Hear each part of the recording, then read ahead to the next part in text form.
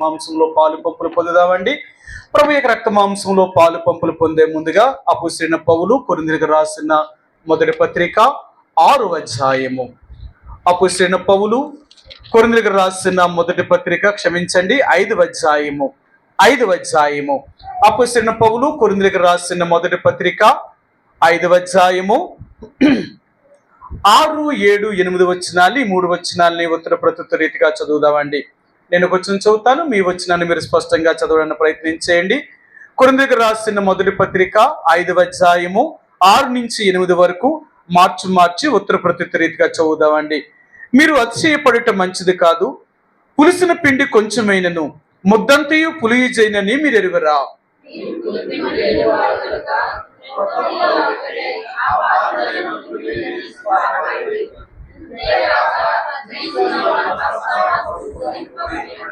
గనుక పాతదైన పులిపిండితోనైనను దుర్మార్గతయు దుష్టత్వములను పులిపిండితోనైనను కాకుండా నిష్కాపట్యమును సత్యమును పులియని రొట్టెతో పండుగను ఆచరింతుము.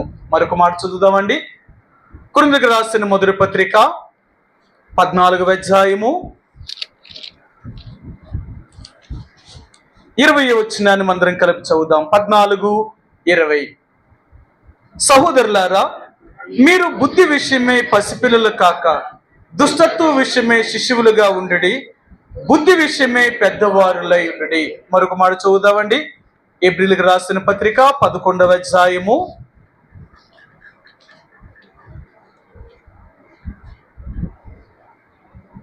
27వ వచనాన్ని మనందరం కలిపి చదువుదామండి. హెబ్రీయులకు రాసిన పత్రిక 11వ అధ్యాయము 27వ వచనాన్ని మనందరము కలిసి ఒక్క మాటలా చదువుదాం.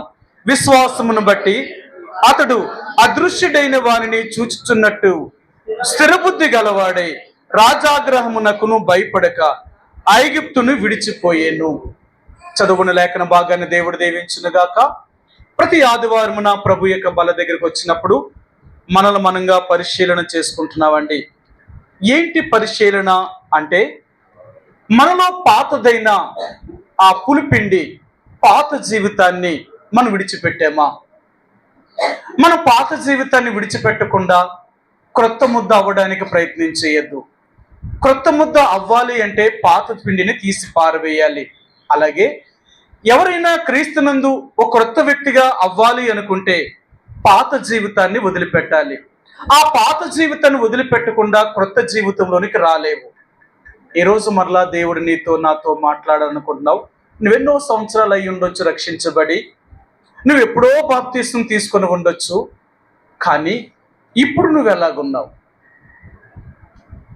ఎందుకంటే అప్పుడెప్పుడో నేను అలాగున్నానండి, అప్పుడు నేను చాలా మంచి వ్యక్తిని, ప్రారంభ దినాల్లో నేను దేవుడి కోసం అది చేశాను, ఇది చేశాను, అసలు ఎంత చేశానండి, కానీ ఇప్పుడంటే ఇలాగ అయిపోయాను, కానీ అప్పుడు బాగున్నానండి అనొచ్చు.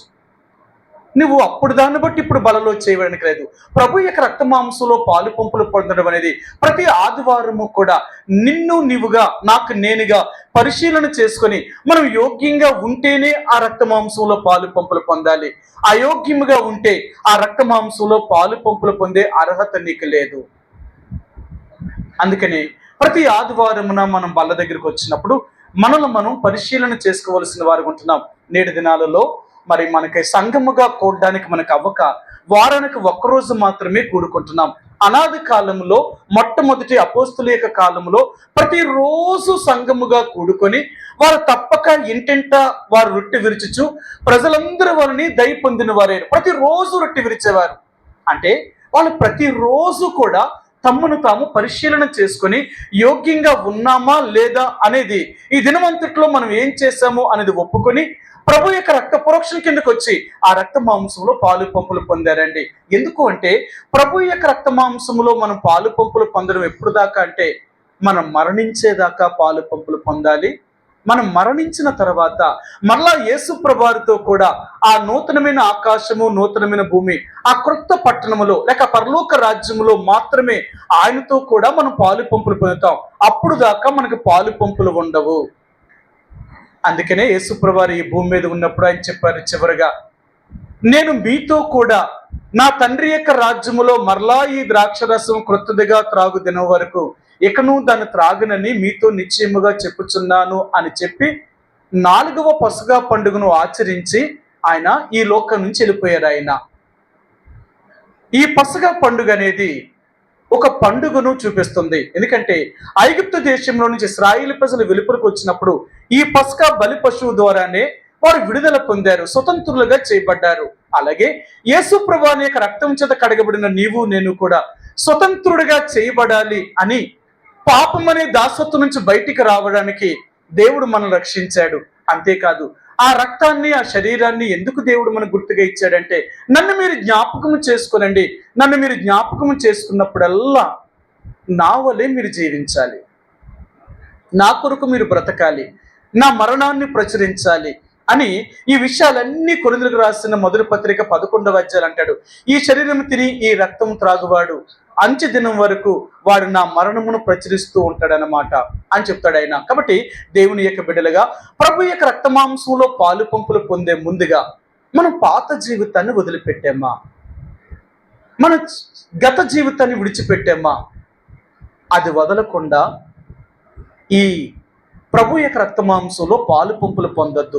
ఒకవేళ అలా పాత జీవితంలో పాలు పొందితే మనము శిక్ష పొందుతామండి, శిక్ష పొందుతాం. అందుకనే శిక్ష ఎలాగుంటుంది తెలుసా? 3 రకాలైన శిక్ష. అందుకని మీకు ఎన్నోసార్లు చెప్తూ ఉంటాను, నువ్వు మారకుండా, నీ జీవితంలో మార్పు లేకుండా ఆ బల్లలో పాలు పంపులు పొందొద్దు అంటాను. ఎందుకు పొందొద్దు అంటానంటే, అలా పొందడం వల్ల మనం బలహీనులుగా చేయబడతాం. దేవుడని కానీ, దేవుడి మందిరమని కానీ, దేవుని వాక్యం చదవాలని కానీ, ప్రార్థించాలని కానీ ఇలాంటి మనసు రాదు మనకి. ఎందుకు రాదో తెలుసా? అయోగ్యంగా ప్రభు యొక్క రక్తమాంసంలో పాలు పంపులు పొందడం వల్ల మనం బలహీనులుగా చేయబడుతున్నాం. ఎందుకు బలహీనులుగా చేయబడుతున్నాం అంటే, ఇంకొక మాట మీకు చెప్తాను. ప్రభు యొక్క రక్తమాంసంలో అయోగ్యంగా పాలు పంపులు పొందడం వల్ల మనలోనికి సాతాను ప్రవేశిస్తాడే తప్ప దేవుడు ప్రవేశించడు. ఆ రొట్టె ఒక్కటే, ఆ రసము ఒక్కటే, కానీ అయోగ్యంగా పాలు పంపులు పొందడం వల్ల మనలోనికి వచ్చేది యేసు ప్రభువారు కాదు, సాతానుడు మాత్రమే ప్రవేశిస్తాడు. మీ అందరికీ తెలుసు, ఎన్నోసార్లు చెప్పాను మీకు.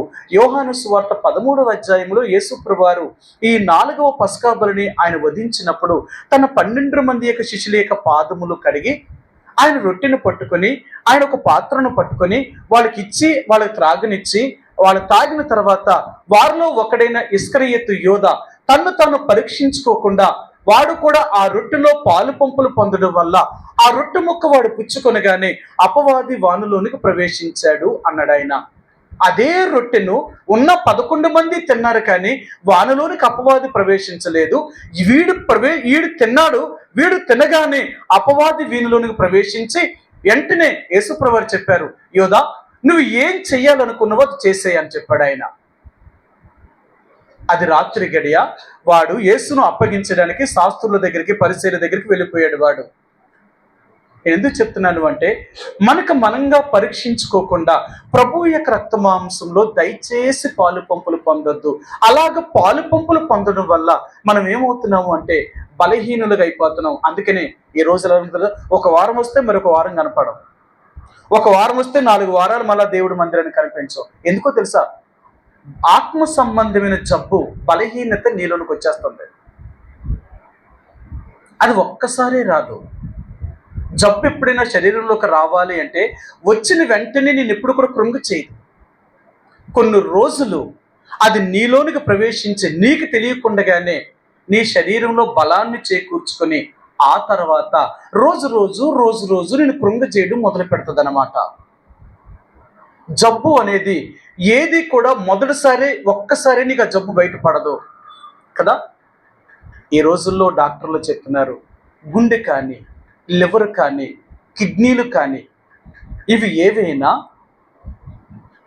ఒక్కసారి నీకు తన జబ్బు యొక్క లక్షణం తీవ్రత చూపించదట. ముందు చాలాసార్లు నీతో చెప్తూ ఉంటుందట.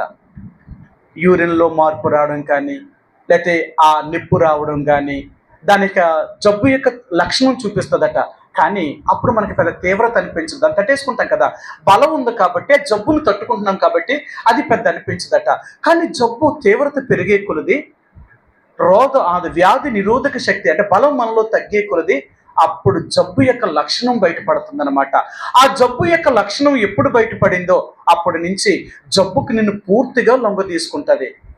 ఎప్పుడైతే ఆ జబ్బు నిన్ను లొంగ తీసుకుంటుందో దానికి తగిన ఆహారము కానీ, దానికి తగిన మరి సరైన వాటిని ఏది కూడా తీసుకోకున్నట్లుగా నిన్ను బంధించగలుగుతుందన్నమాట.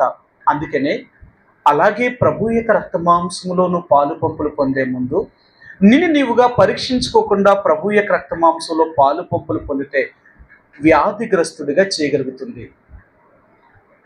దేవుని వాక్యం వినాలని పెంచదు, దేవుడు మందిరానికి రావాలి అని పెంచదు, చదవాలని పెంచదు, ప్రార్థన చెయ్యాలి అని పెంచదు. ఎందుకు అంటే ఈ జబ్బు నీలో పెరిగిపోయింది.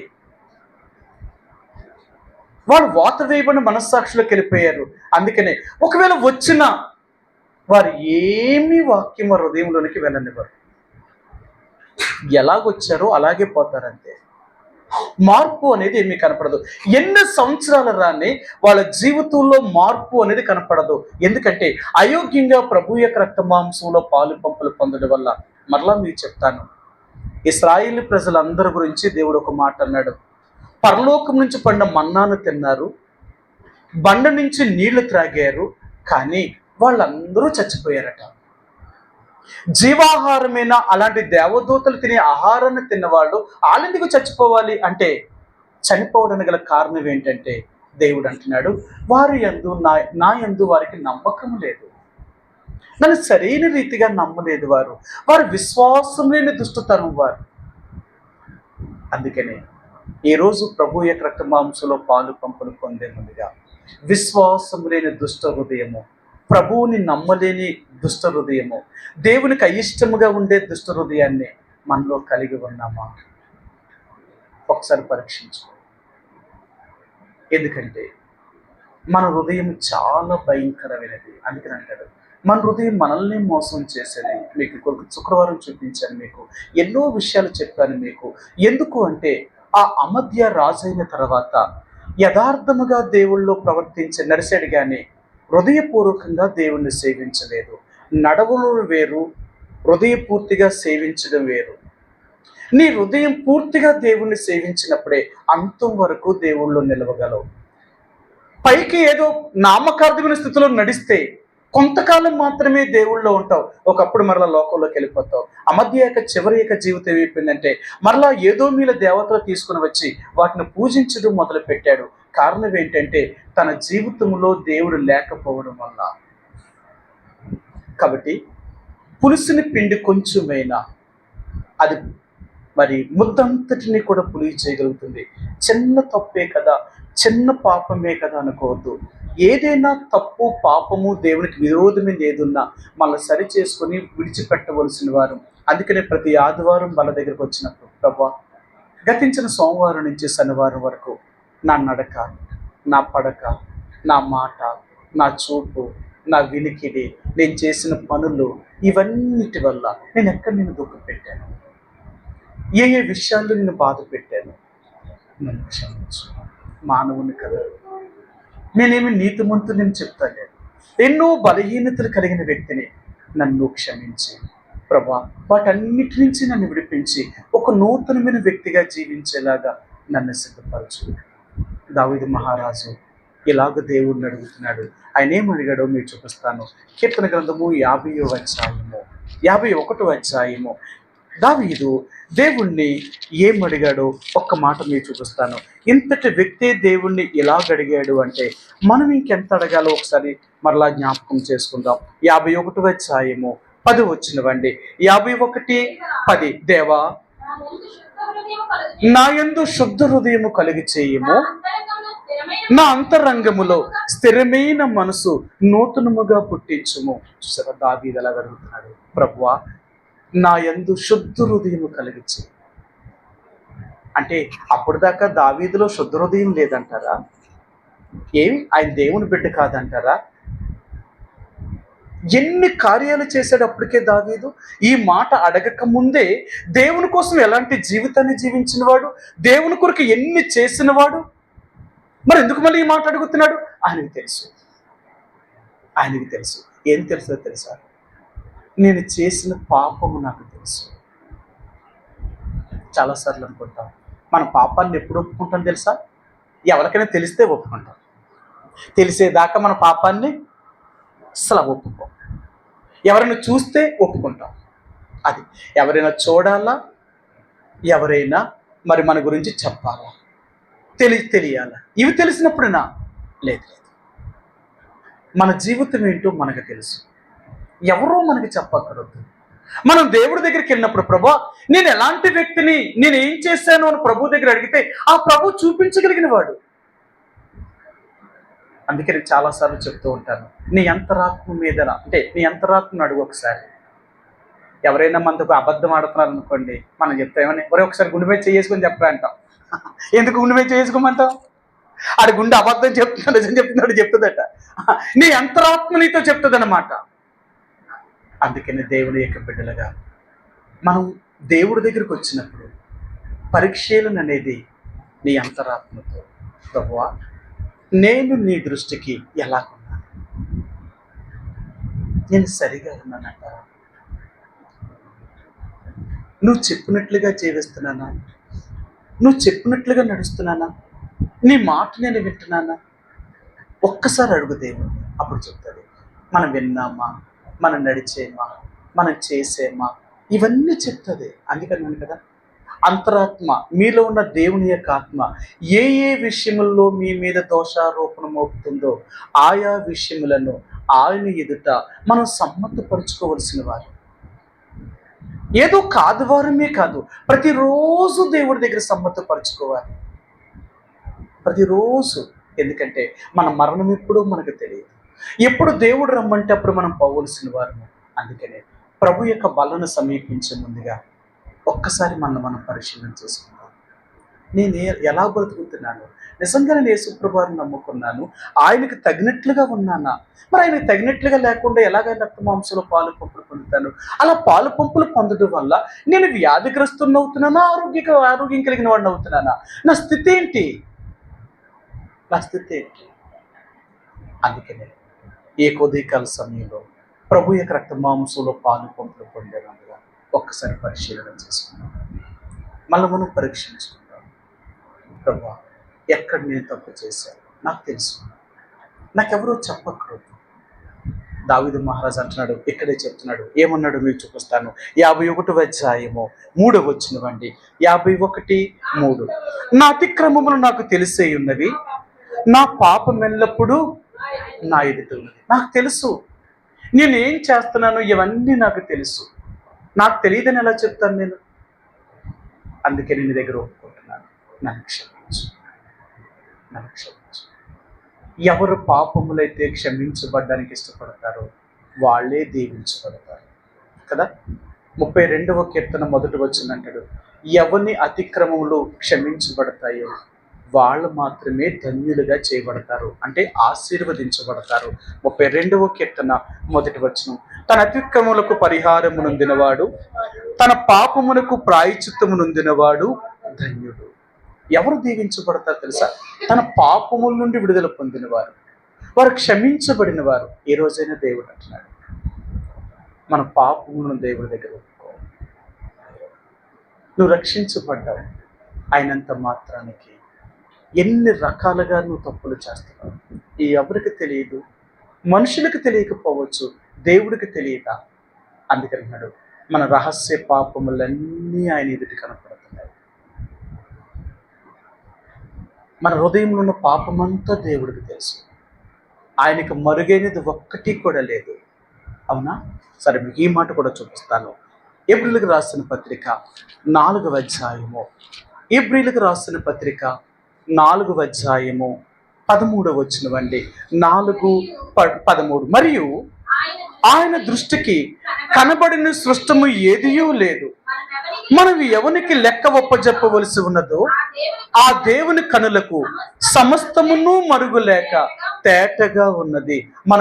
మనం ఎవనికి లెక్క ఒప్పజెప్పవలసి ఉన్నదో ఆ దేవుని కనులకు సమస్తమును మరుగులేక తేటగా కనపడుతుంది. అందుకని ఒక్కసారి పరిశీలన చేసుకో, మనం దేవుని ఎదుటి ఎలాగున్నాము, మనం దేవుని ఎదుటి మన జీవితం ఎలాగుంది. అలాగ లేకపోతే మనం ప్రభు యొక్క రక్త మాంసంలో పాలు పంపులు పొందడానికి మనకు అర్హత లేదు. అందుకనే ప్రభు యొక్క రక్త మాంసంలో పాలు పంపులు పొందే ముందుగా మనం పరిశీలన చేసుకుందాం. రెండవదిగా మీకు మరలా ఒక మాట గుర్తు చేస్తాను. ఇప్పుడు చెప్పాను కదా, మనం బుద్ధి విషయంలో పసిపిల్లలు కాక బుద్ధి విషయంలో పెద్దవారమై ఉండాలి. దుష్టత్వం విషయంలో శిశువులు కానీ బుద్ధి విషయంలో మనం పెద్దవారము, మనం ఎదిగిన వారము, ఎన్నో సంవత్సరాలుగా దేవుణ్ణి నమ్ముకున్న వారము. ఒకరితో మనం చెప్పించుకునే వారం కాదు, ఒకరికి మనం చెప్పేవారం. అర్థమైందా? ఈ మాటకు అర్థం ఏంటి అంటే, ఆయన అన్నాడు కదా, సరే మీకు ఆ మాట మరలా చూపిస్తాను. కొరింథీయులకు రాసిన మొదటి పత్రిక 14వ అధ్యాయము 20వ వచనం. 14:20. సహోదరులారా, మీరు బుద్ధి విషయమే పసిపిల్లలు కాక దుష్టత్వం విషయములే శిశువులుగా ఉండుడి, బుద్ధి విషయమే పెద్దవారులై ఉండుడి. అంటే మనం ఒకరితో చెప్పించుకోకూడదు. రక్షించబడిన ఒక దేవుని బిడ్డ ఒకరితో చెప్పించుకునే స్థాయికి మనం రాకూడదు. మనం చెప్పే స్థాయిలో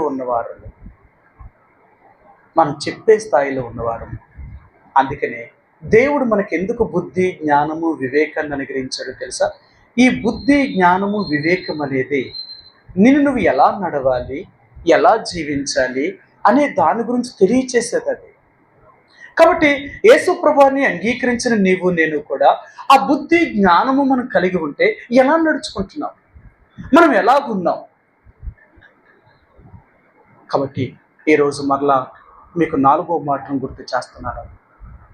చెప్పాను కానీ పూర్తిగా నేను ముగించలేదు కానీ చెప్తున్నాను, మరలా చెప్తున్నాను. ఈ 4వది ఏంటి అంటే, మనం స్థిర బుద్ధి కలిగిన వారిగా ఉండాలి.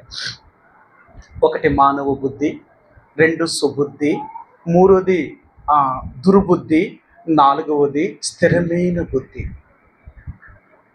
ఈ బుద్ధి విషయాల్లో మీరు బైబిల్ గ్రంథంలో చూస్తే 9 రకాలైన బుద్ధులు ఉన్నాయి. దేవుడు ఒక మనిషికి ఎందుకు బుద్ధినిచ్చాడు, ఎలాంటి బుద్ధి కలిగి ఉండాలి అనే విషయాల గురించి మనం జ్ఞాపకం చేసుకుంటూ వస్తున్నాం. ఎందుకు అంటే, బుద్ధి జ్ఞానము లేని ఆ గాడిద మీదకి యేసుప్రభువారు ఎక్కినప్పుడు ఆ గాడిద ఎప్పుడు ఎవరిని మొయ్యకపోయినా ఆయన్ని ఎత్తుకొని ఆయన ఎక్కినప్పుడు అది ఏమనకుండా యెరూషలేముకి యేసుప్రభువారిని మోసుకొని తీసుకెళ్ళిపోయింది ఆ గాడిద. ఎందుకు దేవుడు గాడిదనే కోరుకున్నాడు అంటే, ఎన్నో వాహనాలు ఉన్నప్పటికీ కూడా ఒక గాడిదనే దేవుడు కోరుకున్నాడట. ఎందుకు కోరుకున్నాడు అంటే, అది యేసుకు కావలసిన గాడిద. దానికి బుద్ధి జ్ఞానం లేకపోయినా తన మీదకి ఎక్కిన వాడెవరో దానికి తెలుసదు. అందుకనే తన మీదకి ఎక్కిన వాడు తన సృష్టికర్తని గుర్తించింది కాబట్టి ఆయన తన మీదకి ఎక్కినప్పుడు ఏమీ మాట్లాడకుండా, అరవకుండా ఆయన మోసుకుంటూ యెరూషలేముకి వెళ్ళింది. ఎప్పుడైతే ఆ గాడిద యేసుప్రభువారిని మోయడానికి ఇష్టపడిందో, ఆ గాడిద వెళుతున్నప్పుడు అనేకులు దారి పొడుగున బట్టలు పరిచారు. ఆ గాడిద ఆ బట్టల మీద నడుచుకుంటూ యేసుప్రభువారిని యెరూషలేముకి తీసుకుని వెళ్ళింది. చూడండి, దేవుడు ఎందుకు గాడిదనే కోరుకున్నాడు అంటే, దానికి బుద్ధి జ్ఞానము లేకపోయినా దాన్ని సృష్టించిన వాడెవడో దానికి ఎరిగిన గాడిద. అది యేసునకు పరిచయమైన గాడిద.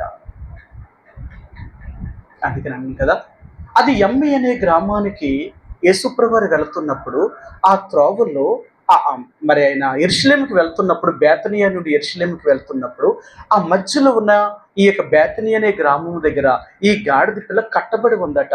అంటే యేసుప్రభువారు చాలా సార్లు ఈ బేతనియా అనే గ్రామము గుండానే ఆ ఒలీవ కొండకి వెళ్ళేవాడు. యెరూషలేము, ఒలీవుల కొండ ఈ మధ్యలో ఉంది బేతనియా అనే గ్రామం. యేసుప్రభువారు ప్రతిరోజు ఇది వెళుతున్నప్పుడు ఈ గాడిద ఎప్పుడూ కట్టబడి కనిపించింది ఆయనకి, అది విప్పబడలేదు.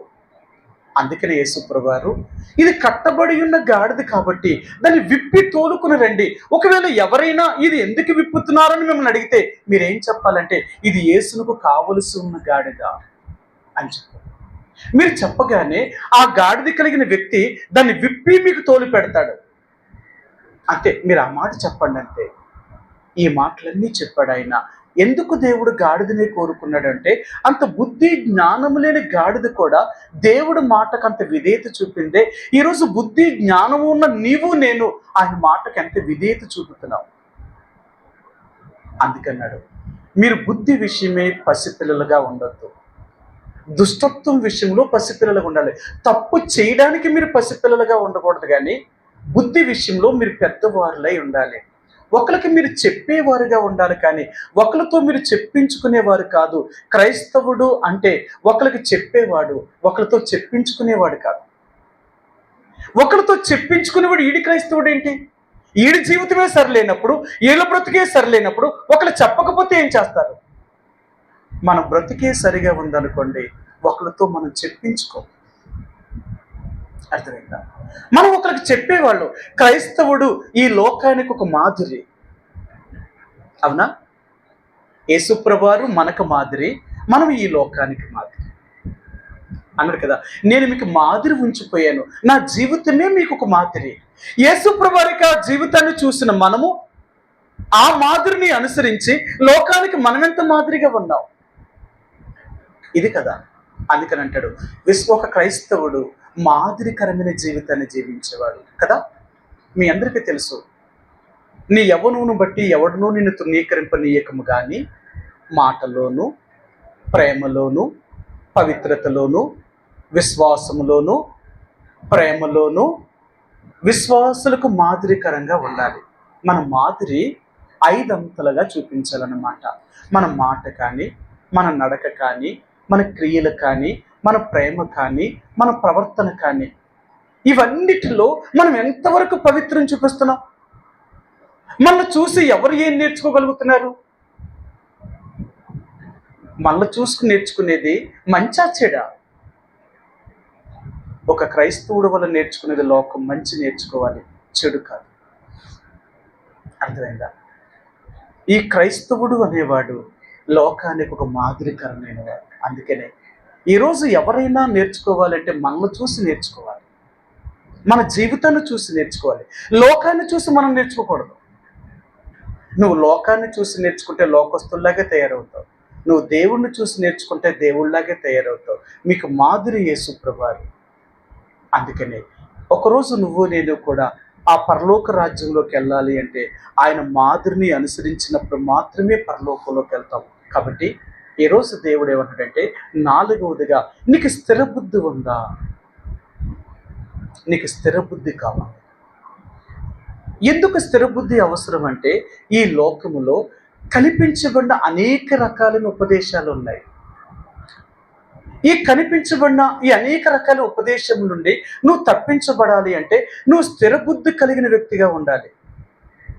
అందుకనే ఇక్కడ బైబిల్ గ్రంథంలో ఒక మాట అపోస్తలుడైన పౌలు ఇలాగ చెప్పారు. ఆయన చూపిస్తాను.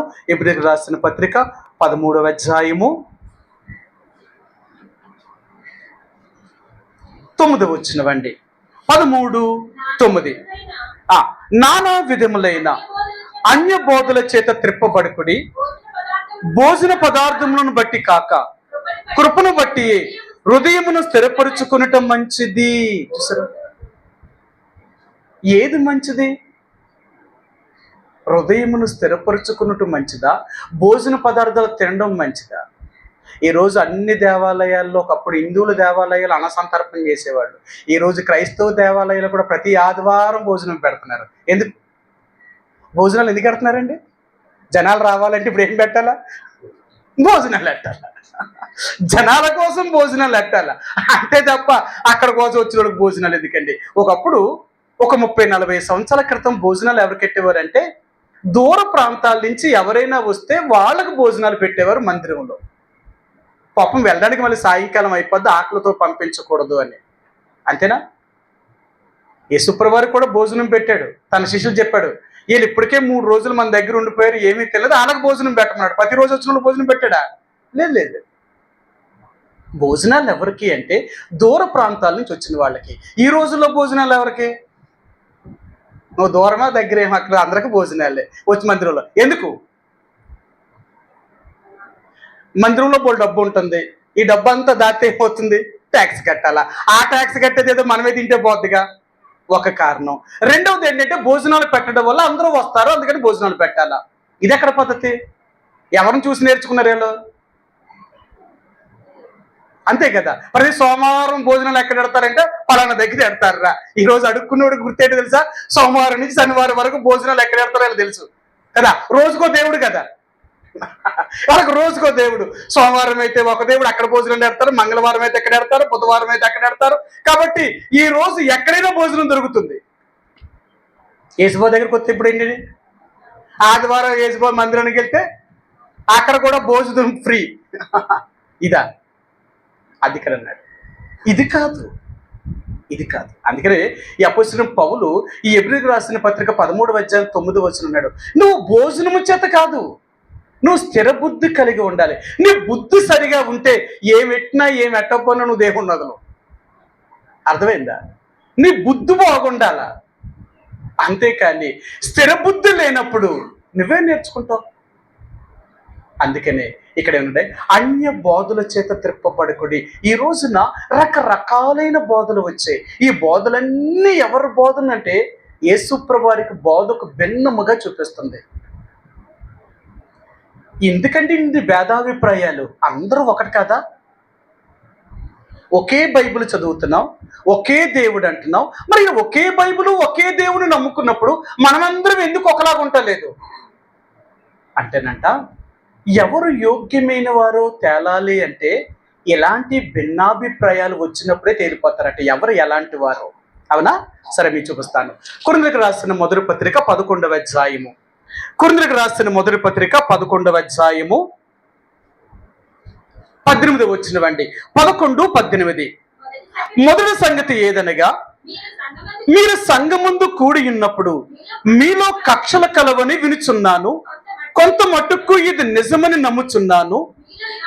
మీలో యోగ్యులైన వారెవరో కనబడినట్లు మీలో భిన్నాభిప్రాయములు ఉండక తప్పదు. సంఘంలో ఎందుకు భిన్నాభిప్రాయాలు ఉంటాయట? ఒకరు ఒకటి చెప్తే ఇంకొకరు ఒకటి చెప్తారట. ఎందుకు? మంచోళ్ళు అయితే మంచిదానికి సపోర్ట్ చేస్తారు, చెడ్డోళ్ళు అయితే చెడ్డదానికి సపోర్ట్ చేస్తారు. వీళ్ళు మంచోళ్ళే చెడ్డోళ్ళు అనేది ఎలా తెలుస్తుంది? వాళ్ళు సపోర్ట్ చేసిన దానికి, దాని పక్షంగా వచ్చిన దాన్ని పడుతుంది. ఈ లోకం ఎంత ఎలా ఉందో తెలుసా? మంచి కంటే చెడుకే ఎక్కువ బలం. అందుకే ఎవరు మంచివారు ఎవరు చెడ్డవారు అని తెలియడం కొరకే సంఘములో కూడా భిన్నాభిప్రాయాలు కనపడతాయన్నమాట. అర్థమైందా? కాబట్టి యేసు ప్రభువుని ఎరిగిన నీవు నేను కూడా స్థిర బుద్ధి కలిగిన వారిగా ఉండాలి. స్థిర బుద్ధి కలిగిన వారిగా ఉండాలి. మన బుద్ధి స్థిరముగా లేదనుకోండి, మనం అస్థిరమైన వారు, నిలకడగా ఉండలేము.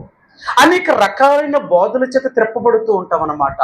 అందుకనే అపోస్తలుడైన పౌలు చెప్తున్నాడు, ఒకవేళ మీరు ఇలాగ ఉండకపోతే మేము పడిన ప్రయాసం అంతా వ్యర్థమైపోతుంది. ఎందుకు అంటే మా బాధ అంతా ఏంటి అంటే, ఇంతగా మీకు దేవుని వాక్యాన్ని బోధిస్తున్నప్పటికీ కూడా మీరు ఇంత త్వరగా భిన్నమైన బోధకు తిరిగిపోతున్నారు అంటే మేము పడిన ప్రయాసం అంతా ఇది వ్యర్థమే. నిజమండి. మోసాన్ని ప్రజలు నమ్ముతున్నారు, అబద్ధాన్ని నమ్ముతుంది ఈ రోజు లోకం. నువ్వు దేవుణ్ణి నమ్ముకుని కూడా దానినే నువ్వు నమ్మితే ఇక నువ్వు ఎలా దేవుని బిడ్డవి? నీకు స్థిరమైన మనసు ఎక్కడుంది? ఏ బోధ స్థిరమైనదో ఏ బోధ సరైనది కాదో ఇప్పటికీ నీకు తెలియకపోతే ఇంక నువ్వెవరవు? నువ్వు ఇన్ని సంవత్సరాలుగా ఏం నేర్చుకున్నట్టు? అదే చెప్తూ ఉంటారు, నువ్వు వాక్యం చదువు. ప్రతిరోజు నీ వాక్యం చదివితే వాక్యమే నీకు దేవుడు. నీ బోధకుడు ఎవరో తెలుసా? నీ బోధకుడు దేవుడు. ఎవరినైనా ఒక మనిషిని నువ్వు బోధకుడిగా చేసుకున్నావు అనుకో, ఆయన చెప్పిందే నిజమని నమ్ముతావు. నిజమండి. ఈ రోజున క్రైస్తవులు ఎక్కువ మోసపోయేది ఎవరంటే తన ఫేవరెట్ అయిన బోధకులట. మనకు పాస్టర్ మీద గుడ్డు నమ్మకం ఉంటుంది అనమాట. ఇంకా ఆయన చెప్పాడంటే ఇంకా ఆయన చెప్పిందే రైట్ అంటారనమాట. అది ఏం చెప్పినా సరే రైట్ అంటారట. ఎందుకు? ఆయన మీద మనకేముంది? మంచి మనసు ఉంది కదా. అందుకనే ఈ లోకంలో ఎవ్వరి మీద మనకట అభిప్రాయం ఉండకూడదట, ఒక్క యేసు ప్రభు తప్ప. మన బోధకుడు యేసు ప్రభు. ఆయన ఏం చెప్తున్నాడో అది విను.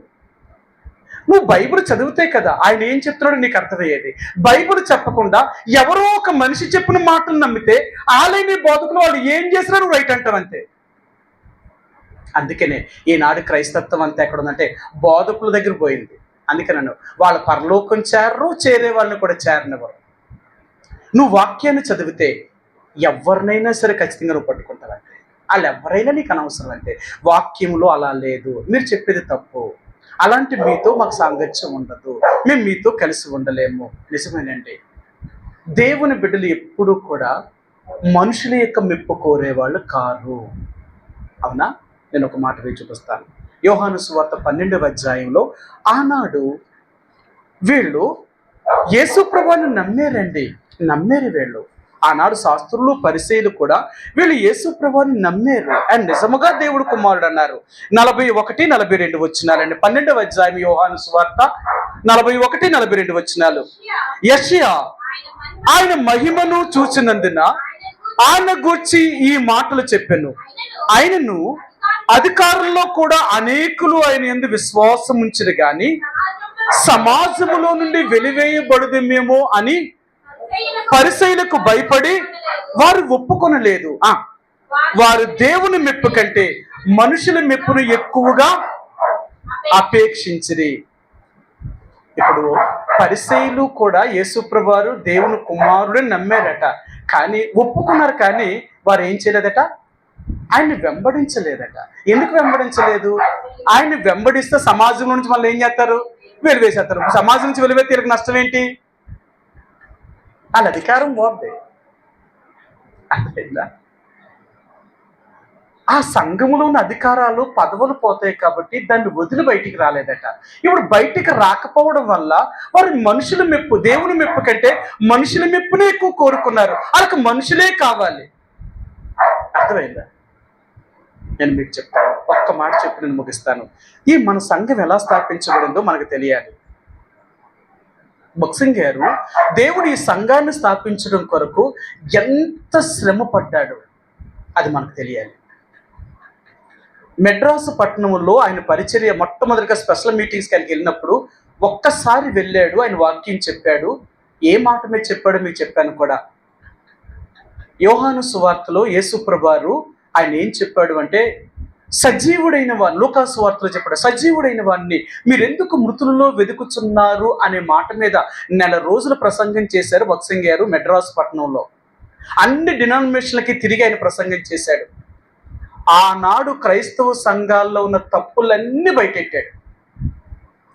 చిన్నపిల్లలకు బాప్తీసం ఇవ్వడం తప్పు, రక్షణ లేకుండా పెళ్లి చేయడం తప్పు, వీళ్ళకి మారు మనసు లేకుండా సమాధుల దగ్గర క్రైస్తవ నియమం ప్రకారం సమాధి చేయడం తప్పు, వాళ్ళ జ్ఞాపకార్థ కొడుకులు పెట్టడం తప్పు, చచ్చిపోయినోడి పేరు మీద స్మారక కొడుకులు పెట్టడం తప్పు. ఇవన్నీ అంటే ఆనాడు మిషన్లో ఉన్నవన్నీ చూపించాడు వాళ్ళకి. చూపిస్తే ఆ రోజు తీర్మానం చేస్తున్నారు మెడ్రాస్ పట్టణంలో ఉన్న సంఘాలన్నీ కూడా ఏం చెప్పంటే జీవితంలో ఇంకెప్పుడు భక్సంగాన్ని పిలవకూడదు అనుకున్నారు మెడ్రాస్ పట్టణానికి. ఆయన అనుకున్నాడు, వాళ్ళు పిలిస్తే ఏంటి, పిలవకపోతే ఏంటి, వాళ్ళు పిలిచారు, నేను వెళ్ళాను, దేవుడు నాకు ఏం చెప్పమన్నాడు అది చెప్పేశాను, అయిపోయింది నా పని, వాళ్ళు పిలిస్తే పిలవకపోయినా నాకు అక్కర్లేదు అని ఆయన ఉన్నాడు. ఆ తర్వాత ఆ మెడ్రాస్ పట్టణంలో ఏదైతే నిజమైన దేవుని వాక్యాన్ని చెప్పాడో ఆ వాక్యానికి అనేక మంది కట్టుబడ్డారు. ఆయన ఏమీ లేనిది చెప్పలేదు కదా, బైబిల్లో ఉన్నదే చెప్పారు. మళ్ళీ భక్సింగ్ గారిని మీటింగ్ పిలవాలి అని ఆ సంఘాల్లో ఉన్న విశ్వాసుల పాస్టర్లను అడిగితే, మీరు మరలా భక్సింగ్ గారిని కానీ ఈ మెడ్రాస్ పట్టణాన్ని తీసుకురావాలని కానీ ఆయన్నే పిలవని అని చెప్తే మిమ్మల్ని సంఘంలో నుంచి వెలివేసేస్తామని చెప్పారు. చాలా కష్టాలు ఎదుర్కొన్నారు అప్పుడు చెప్పారు వాళ్ళు. ఎందుకంటే ఆ రోజుల్లో అన్ని మిషన్, లోదరన్ కానీ, ఆంధ్ర బాప్టిస్ట్ చర్చ్ కానీ, ఈ సిలోను పెంతుకొస్తే కానీ ఇలాంటి మిషన్ల వారే, అంటే అప్పటికి భక్సింగ్ గారు ప్రారంభించిన దినాల్లో అప్పుడు మిషనరీ సేవ ఉండేది అన్నమాట. ఇలాంటి సంఘాలు ఏమీ లేవు, ఇండివిజువల్ సేవ లేదు, అంత మిషనరీ సేవ. వాళ్ళు ఏంటంటే వాళ్ళ గుళ్ళోనే ఉన్న వాళ్ళకి మాత్రమే పెళ్లిళ్ళు చేస్తారు, వాళ్ళ గుళ్ళో చచ్చిపోయిన వాళ్ళకే సమాధుల దొడ్లో స్థలం ఇస్తారు, ఏదైనా వాళ్ళ గుడికి వచ్చే వాళ్ళకి బట్టలు ఇస్తారు, తిండెడతారు, ఏదైనా అదే ఆ మిషన్లో ఉంటేనే. చదువైనా సరే, ఆ రెండు మిషన్ స్కూల్ కదా, చదవాలన్నా వాళ్ళ స్కూల్లోనే ఉండాలి. అప్పుడు వీళ్ళు ఏమన్నారంటే, లేదు లేదు, మేము బక్సింగ్ గారిని పిలుస్తాము అని చెప్పారు. అలాగైతే మా మిషన్లో నుంచి మేము బయటికి గెంటేస్తాము అన్నారు. అప్పుడు వాళ్ళు ఏం చేశారు తెలుసా? మాకు మిషన్ అక్కర్లేదు, మీ సంఘం అక్కర్లేదు, చచ్చిపోతే మీ సమాధి స్థలం కూడా మాకు అక్కర్లేదు, మీరు మాకు చదువు చెప్పినా చెప్పకపోయినా పర్లేదు, ఆయన్నే పిలుస్తాము అని బక్సింగ్ గారికి లెటర్ రాశారనమాట. మెడ్రాస్లో ఉన్న కొంతమంది విశ్వాసులందరూ పోగి లెటర్ రాశారు. అయ్యా, మీరు మద్రాసు పట్టణం రావాలి, మరలా మీ వాక్యం మేము వినాలి, మీరు చెప్పిన బోధ నిజమైందే చెప్పారు కాబట్టి మీరు రండి, ఇక్కడ ఉన్న పాస్టర్లు ఎవరు కూడా మేము ఆహ్వానం చేస్తా లేదు, కానీ మేము మీ పక్షంగా ఉంటాం, మీరు వచ్చి ఇక్కడ సంఘాన్ని కట్టండి, మేము మీ పక్షంగా సపోర్ట్ చేస్తామన్నారు. అప్పుడు బక్సింగ్ గారు ఒకటే చెప్పారు. దేవుని ప్రార్థించిన తర్వాత ఏం చెప్పాడంటే, నేను మెడ్రాసు పట్టణానికి నేను రాను, అక్కడ నేను ఏమి సంఘం కట్టను, నాకు అక్కర్లేదు, మీరు మీ సంఘాలకి వెళ్ళిపోండి అని చెప్పారు. కొంతకాలమైన తర్వాత బక్సింగ్ గారిని దేవుడు ప్రేరేపించి ఆయన మెడ్రాసు మీదుగా నీలగిరి కొండల మీదకి వెళ్తున్నాడు. ఆయన ఆ నీలగిరి కొండల మీదకి వెళ్తున్నప్పుడు బక్సింగ్ గారు ఉత్తరం రాశారు మెడ్రాసు వాళ్ళకి. నేను మెడ్రాసు పట్టణం మీదుగానే పలానా ట్రైన్లో నీలగిరి కొండల మీదకి వెళ్తున్నాను, మీరు నన్ను కలవాలనుకుంటే రైల్వే స్టేషన్కి రండి, పలానా ఇన్ని సమయానికి అక్కడికి వస్తుందని చెప్పాడు ఆయన. వాళ్ళందరూ కూడా ఫ్లెక్సీలు పట్టుకొచ్చారనమాట. ఏమని ఫ్లెక్సీలు రాశారో తెలుసా? యేసును ఆయన శిష్యులను సమాజ మందిరములో నుండి వెలివేయబడిరి అనే బ్యానర్లు రాసి అక్కడికి వచ్చారు. సరే, ఆ రైల్వే స్టేషన్లో వాళ్ళు కలిశాడు, ఆయన ప్రార్థన చేశాడు, వాళ్ళు ఎంత బతిమాలినా సరే ఆయన ఒప్పుకోలేదు, తిరిగి వెళ్ళిపోయాడు నీలగిరి కొండల మీదకి. 3 నెలల నీలగిరి కొండల మీదకి వెళ్ళి ఒంటరిగా ఆయన ప్రార్థన చేసుకున్న తర్వాత దేవుడు ఆయనకి మరలా చెప్పాడు, నువ్వు మెడ్రాసు పట్టణానికి వెళ్ళు అని చెప్పాడు. ఆయన మెడ్రాసు పట్టణానికి వచ్చినప్పుడు ఆయన వచ్చే ముందు ఉత్తరం రాశాడు, నన్ను దేవుడు మెడ్రాసు పట్టణానికి రమ్మన్నాడు, నేను వస్తున్నాను, కాబట్టి మీరు పలానా రోజున పలానా స్థలానికి వస్తాను, మీరు అక్కడికి రండి అని రాశాడు. ఆ రోజున ఒక 6-7 మాత్రమే బక్సింగ్ గారిని కలవడానికి వచ్చారు. అందులో ఒక వ్యక్తి రాలేదన్నమాట. ఎందుకంటే వాళ్ళ భార్య చనిపోయింది. ఆయన భార్యను సమాధి పెట్టడానికి కూడా ఏ చర్చిల వారు కూడా సమాధి స్థలం ఇవ్వలేదు ఆయనకి. ఆ శవం దగ్గర తన బిడ్డలందరూ కూర్చొని అలాగే పాటలు పాడుకుంటున్నారనమాట. బక్సింగ్ గారు అడిగారు, పలానా సహోదరుడు రాలేదు ఏంటి అంటే, ఆయన చెప్పారు, అన్న ఆయన భార్య చనిపోయింది, ఆయన భార్య చనిపోవడం కారణం వల్ల రాలేదు, ఏ మిషన్ వాళ్ళు కూడా ఆయన సమాధి పెట్టడానికి స్థలం ఇస్తలేదు అని. ఎందుకంటే ఆ రోజు ఈ దర్శనాన్ని, ఈ బోధన తీసుకురావడానికి ఎంతమంది ఎన్ని త్యాగాలు చేశారో తెలుసా? వెలివేయబడ్డారు, ఏమీ లేకుండా చేయబడ్డారు. ఆ కొద్దిమంది పల్లవరపు కొండల మీద బక్సింగ్ గారితో కలిసి రాత్రంతా ప్రార్థన చేశారు. ఎంత ప్రయాసపడ్డారు వాళ్ళు. అందుకని బైబిల్ గ్రంథంలో ఒక మాట అంటాడు, ఒక జనాన్ని కనాలి అంటే ఒక ప్రసవ వేదన సరిపోదట. అవునా? ఒక ప్రసవ వేదనకి ఒకరినే కంటాము, లేక ఇద్దరిని కంటాము అంతే, కానీ ఒక జనాన్ని కనలేడు. ఆ దైవజనుడు బక్సింగ్ గారు ఇంతమంది యొక్క రక్షణ కొరకు ఎంత ఏడ్చాడో, ఆయన ఎంత శ్రమ పడ్డారో ఆయనతో ఉన్నవాళ్ళు. ఆ రోజున వాళ్ళు అంత శ్రమ పడటం వల్లే మనము ఇందులోనికి వచ్చాం. ఈరోజు ఈ నిజమైన సహవాసము, నిజమైన బోధలోనికి వచ్చాం. ఊరికినే రాలేదండి. మనం వెనకాల ఎంతమంది ప్రయాసపడి ఎన్ని కష్టాలు పడితే ఈరోజు మనం ఈ స్థాయిలో ఉన్నాం. ఈ స్థాయిలోకి వచ్చిన తర్వాత మనం ఎలాగున్నాము అంటే, స్థిరమైన నిలకడలేని తత్వం, స్థిర బుద్ధి లేదు, గాలికి ఊగుతానే ఉన్నాం. ఏ బోధ రైటు కల్పించబడిన ప్రతి ఉపదేశాన్ని నమ్ముతానే ఉన్నాం. అర్థమైందా? ఏది నిజమైన క్రమము, ఏది నిజమైన బోధ, ఎక్కడుంది నిజమైన బోధ? ఈరోజు దేవుడు మందిరం అంటే పాస్టర్లు అందరూ ఏం చేయాలి తెలుసా? విశ్వాసులను ఎప్పుడు బుజ్జగించాలి, పొగడాలి, వాళ్ళు మెచ్చుకోవాలి. ఇదే కదా నిజమైన బోధ, ఇదే కదా ఈరోజు లోకం నమ్మేది. మీకు చూపిస్తాను, ఒక్క మాట చూపించండి, ముగిస్తాను. సామెతల గ్రంథము, ఇక్కడ ఆయన ఏమన్నాడో మీకు చూపిస్తాను. 3వ అధ్యాయము సామెతల గ్రంథము 3వ అధ్యాయము 11, 12 వచనాలండి. 11, 12 వచనాలు. నా కుమారుడా, యెహోవా శిక్షణ తృణీకరింపవద్దు, ఆయన గద్దింపునకు విసుకవద్దు. తండ్రి తనకిష్టుడైన కుమారుని గద్దించు రీతిగా యెహోవా తన్ను ప్రేమించు వారిని గద్దించును. చూసారా, ఎవడు నిజమైనడట? నిన్ను గద్దించేవాడు నిజమైన వాళ్ళు. మనమేమనుకుంటాం తెలుసా? మనతో ఎవరు మంచిగా మాట్లాడి మనం పొగుడుతారో, మనం అంటే బాగా మన గురించి చెప్తారో వాళ్ళు మంచోళ్ళు అనుకుంటాం. వీళ్ళు ఎప్పుడూ మంచోళ్ళు కాదు. అర్థమైందా? నిన్ను ప్రేమించే ప్రతి ఒక్కడి నిన్ను గద్దించేవాళ్ళు, నిన్ను ప్రేమించేవాళ్ళు నిజమైన ప్రేమగస్తులు అనుకోకు. నేను నిజంగా ప్రేమిస్తానని చెప్పేవాళ్ళు నిజమైన వాళ్ళు అయితే నిన్ను గద్దిస్తారు ఏ పరిస్థితుల్లో అయినా సరే, నువ్వు తప్పు చేసినప్పుడు. కానీ నువ్వు పాడైపోవాలని కోరే వాళ్ళు ఎలా ఉంటారు తెలుసా? నువ్వెన్ని చేసినా సరే నీ ఏమనరు నేను. వాళ్ళకి కావాల్సింది నీ దగ్గర నుంచి డబ్బే కాబట్టి. అందుకనే దేవుడు చెప్తున్నాడు, ఈరోజు సంఘాలన్నీ ఎలాగున్నాయి తెలుసా? బుజ్జగిస్తున్నారు విశ్వాసుల్ని, మెచ్చుకుంటున్నారు, వాళ్ళని పొగుడుతున్నారు. మీ వల్లే మేము బ్రతుకుతున్నాం, మీరు లేకపోతే మేము లేవు అంటున్నారు. మరి అలాంటి ఉన్నప్పుడు ఇంకేలేం బాగుపడతారు? ఇంకేలో కాదు. నిజమైన వాక్యం ఏంటో తెలుసా? అందుకని దైవావేశం వల్ల కలిగిన ప్రతి లేఖనము ఉపదేశించేది, ఖండించేది, తప్పుదిద్దేది, బుద్ధి చెప్పేది, నీతి యందు శిక్ష విధించేది, అవసరమైతే శిక్షనైనా విధిస్తుందంటే అది నిజమైన బోధ. అందుకన్నాడు, కల్పింపబడిన ప్రతి ఉపదేశమునకు వీరు తిరిగేవారు కాదు, అన్య బోధలతో తిరిగేవారు కాదు. అసలు ఏది నిజమైన సహవాసమో తెలుసా? ఏది వాక్యానుసారమైనదో తెలుసా? ఇన్ని సంవత్సరాలుగా దేవుణ్ణి నమ్ముకొని వాక్యాన్ని వేం చదువుతున్నావు? ఏ బోధ రైటు? ఎవరు దేని కొరకు చేస్తున్నారు? అందుకన్నాడు, వీరు స్థిర బుద్ధి లేనివారు.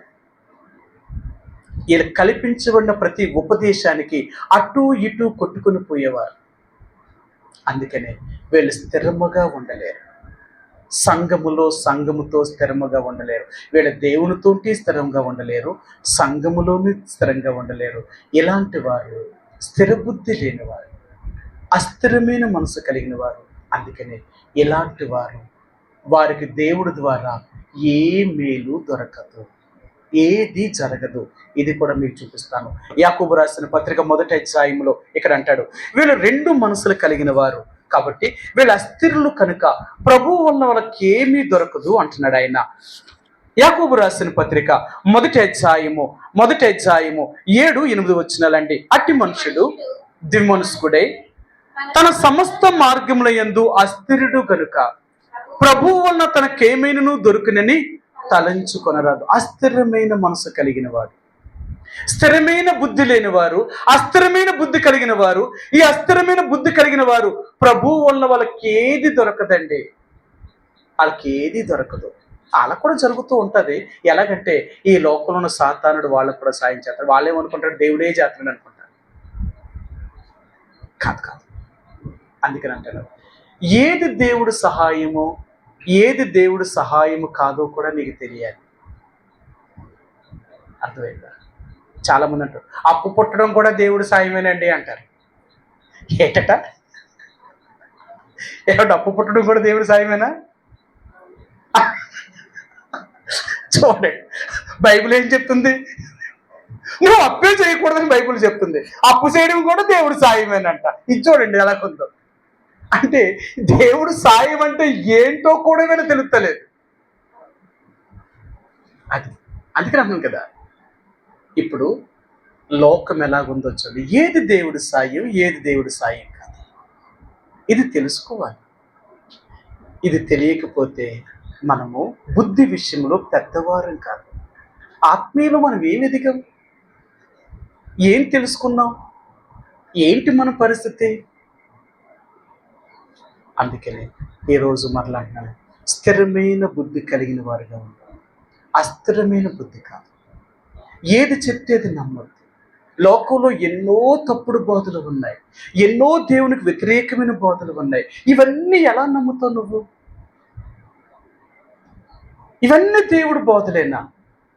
దేవుని వాక్యం ఏం చెప్తుంది, లోకం ఏం చేస్తుంది? లోకంలో దేవుని వాక్యానికి విరోధంగా ఎన్ని చేస్తున్నారు, ఇవన్నీ దేవుడు వాక్యం ఎలా చెప్తావు? కాదు. అందుకని ఒక నియమం పెట్టాడు దేవుడు. ఆ నియమములో జరిగేదే దేవుడు పని. ఇంక నియమం ప్రకారం ఎన్ని జరిగినా దానికి దేవుడు అంగీకరించాడు. ఒక పద్ధతి అంటూ పెట్టాడు, ఆ పద్ధతిలోనే జరగాలి. అందుకనే ఈరోజు దైవ నియమానికి వ్యతిరేకంగా 90% జరుగుతుంది. అన్ని దైవ నియమానికి వ్యతిరేకంగానే. ఏదో 10% అక్కడెక్కడెక్కడెక్కడో ఉన్నారు దేవుని చిత్తాన్ని నెరవేర్చేవారు. అలాంటి వారు కనపడరు. మంచి వెదకాలి, చెడు నీకు ఎక్కడైనా దొరుకుతుంది. అందుకనే ఈరోజు దేవుడు అన్నాడు, స్థిరమైన బుద్ధి నువ్వు కలిగి ఉండాలి. అస్థిరమైన బుద్ధి కాదు. అన్య బోధలతో తిరగబడడం కాదు. ఎవరు ఏది చెప్తే నమ్మడం కాదు. అది అవునా కాదా లేఖనాలు తిరగాయి. వాళ్ళు చెప్పేది నిజమా కాదా దేవుడు వాక్యాన్ని చూడు. ఏం చెప్తుందో వాక్యాన్ని చదువు. వాళ్ళు చేసిందేంటి, వీళ్ళు చెప్పేదేంటి, వాక్యం ఏం చెప్తుంది, దీనికి నిజంగా నువ్వు చూస్తే నిజంగా దేవుని వాక్యం సత్యం. అందుకని అంటాను, దేవుడు శరీర సంబంధమైన వాటి కొరకు ఇవ్వలేదు. వాక్యాన్ని ఇలాగేందో అర్థం చేసుకోకూడదు అంటారు. వాక్యాన్ని ఎప్పుడు కూడా ఆత్మ సంబంధమైన రీతిలోనే అర్థం చేసుకోవాలి, కానీ శరీర సంబంధంగా అర్థం చేసుకోకూడదు. ఒకవేళ శరీర రీతిగా నువ్వు అర్థం చేసుకుంటే నువ్వు ఆత్మ సంబంధిని కావు. ఈరోజు బైబిల్ కమ్యూనిస్ట్ వాళ్ళు, ఆర్ఎస్ఎస్ వాళ్ళు, శివసేన వాళ్ళు, దేవుని ఎరగిన వాళ్ళు ఎక్కువ బైబిల్ చదువుతున్నారు. ఎందుకు? తప్పులు పట్టుకోవడానికి. తప్పులు పట్టుకున్నప్పుడు మనకి ఏం చూపించాలా? మీ బైబిలే ఇలా చెప్తుంది అన్నాడు. ఒక ఆయన నాతో ఏం చెప్పాడు తెలుసా? పరమగీతలు 5వ అధ్యాయం చదివి వినిపించాడు అనమాట. ఒక స్త్రీని ఇంతగా వర్ణిస్తాడా? అసలు ఏమంటే మీ బైబిల్ పవిత్రం అన్నారు, ఎంత అపవిత్రమైన వర్ణన అండి ఇది. మీరు చూడండి, మీరు ఇంటికి పోయి ఆ పరమగీతలు 5వ అధ్యాయం చదివితే సొలొమోను ఆ ప్రియురాలని పొగుడతాడనమాట. ఎలాంటి పొగుడతాడంటే తనలో ఉన్న అవయవాలన్నిటిని పొగుడతాడు. ఎంత నీచంగా చెప్పాడు తెలుసా? ఇదా మీ బైబిల్ చెప్పేది? ఒక స్త్రీని ఇలాగ వర్ణిస్తారా? పవిత్రం అన్నారు మరి. అప్పుడు చెప్పారు, ఏమండి మీరు మారు మనసు పొందారా? అసలు మీకు రక్షణ ఉందా? మీకు ఏమీ లేకుండా బైబిల్ చదివితే ఇలాగే అర్థమవుతుంది. నీకు ఎలాగ అర్థమవుద్దంటే నీకు ఇలాగే అర్థమవుద్ది. కానీ ఇప్పుడు నేను బైబిల్ చదువుతున్నాను, ఇప్పుడు నేను చెప్తాను చూడండి దానికి అర్థమని. అప్పుడు నేను చెప్పాను, మీరెందుకు అలా అర్థం చేసుకునేలా? నీకు అలాగ అర్థమయ్యింది, నాకు ఎలాగ అర్థమైంది. వాక్యము దేవుడు ఎందుకు ఇచ్చాడో తెలుసా? ఆత్మ సంబంధంగా అర్థం చేసుకోవడానికి ఇచ్చాడు తప్ప శరీర రీతిగా అర్థం చేసుకోవడానికి కాదు. అందుకనే బైబిల్లో ఎలాగుందని చూపించాడు అనమాట.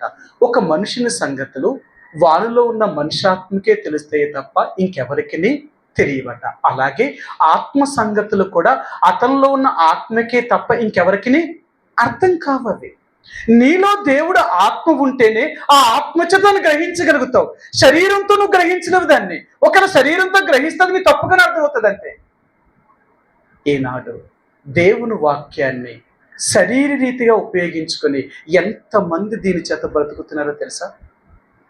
190% కూడా ఇలాగే బ్రతుకుతున్నారు వాళ్ళు. అందుకనే ఈరోజు ఇన్ని రకాలైన బోధలు వచ్చేసాయి. ఇవన్నీ ఎందుకు వచ్చాయంటే క్రీస్తు బోధను చెరపడం కొరకే, మంచిదాన్ని పాడు చేయడం కొరకే. అయినంత మాత్రం మంచిది ఎప్పుడు పాడవదు. అందుకని చెప్తున్నాను, దేవుని సంఘం అనేది ఆయన రాకడ వరకు నిలిచే ఉంటుంది. దాన్ని ఏ మానవుడు పాడు చేయలేడు. వాళ్ళు ఎప్పుడూ ప్రత్యేకంగానే ఉంటారు. వాళ్ళు ఎప్పుడూ మనుషుల మెప్పును కానీ, మానవ సహాయాన్ని కానీ, లోక పద్ధతిని కానీ వీళ్ళు ఎప్పుడూ అనుసరించరు. ఏ సహాయాన్ని కోరుకోరు. వారు దేవుడి మీదే ఆధారపడుతారు. అందుకనే అలాంటి వారిని ఎప్పుడు కూడా దేవుడు విడిచిపెట్టేవాడు కాదు.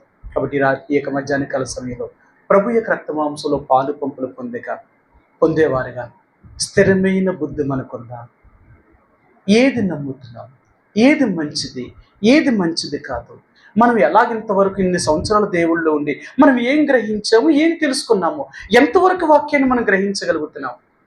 కాబట్టి మనంగా పరిశీలన చేసుకొని ప్రభు దగ్గర మన జీవితాన్ని సరి చేసుకుందాం. అంతేకాదు, మనం పులిసిన పిండిని, మన పాతదైన జీవితాన్ని తీసివేసి ఒక క్రొత్త జీవితంతో దేవుని యొక్క రక్త మాంసంలో పాలు పంపులు, ఒక క్రొత్త అనుభవంతో పాలు పంపులు పొందుతాం. ఆ రీతిగా ప్రభు మనకు సహాయం చేయనుగాక. కొద్ది సమయం మనంగా పరీక్షించుకుందాం. ప్రభు యొక్క రక్త మాంసంలో పాలు పంపులు పొందుదామండి. ప్రభు యొక్క రక్త మాంసంలో పాలు పంపులు పొందే